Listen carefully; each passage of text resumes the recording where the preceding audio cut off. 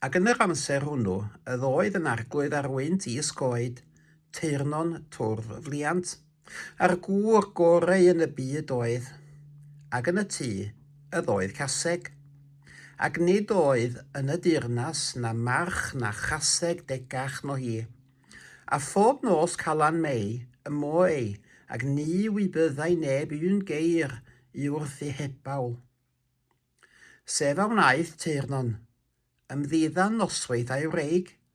A wreig hebef, llibyn y ddyn pob blwyddyn yn gadw hepil yn caseg, heb gaffel yr un ohonynt. Peth a ellir wrth hynny heb hi. Dial diw arnaf hebef, nos Calan Mei yw heno, ac oni wybydda fi pa ddilaeth y sydd yn dwy'n yr ebolion.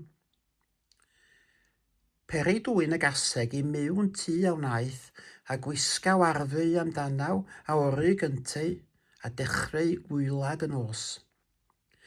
Ac fal y byd dechrau nos, moi y gaseg a'r ebawl mawr telediw, ac yn sefyll yn y lle. Sef a wnaeth teyrnon, cyfodi ag edrych ar braffter yr ebawl, ac fal y byd y felly, efa glywed twrdd mawr ac yn ôl y twrdd, lle mae grafanc fawr drwy ffenestr ar y tŷ, ac yn ymafael ar ebwl geir ei fwng. Sef a wnaeth yn teyrnon, tynnu cleddyf a tharaw I freich o nod yr elyn I ymddeith. Ac yni fydd hynny o'r freich a'r ebawl ganthaw ef I miwn. Ac ar hynny, twrdd a disgyr a gigleu ynghyd. A gori y drws a ori gef a dwy'n rhythyr yn ôl y twrdd. Ni welai ef y twrdd rhag tywylled yn os, rhythyr a ddyg yn ôl a'i ymlid. A dyfod cof iddaw adal y drws yn agored ac ymwelyd a wnaeth.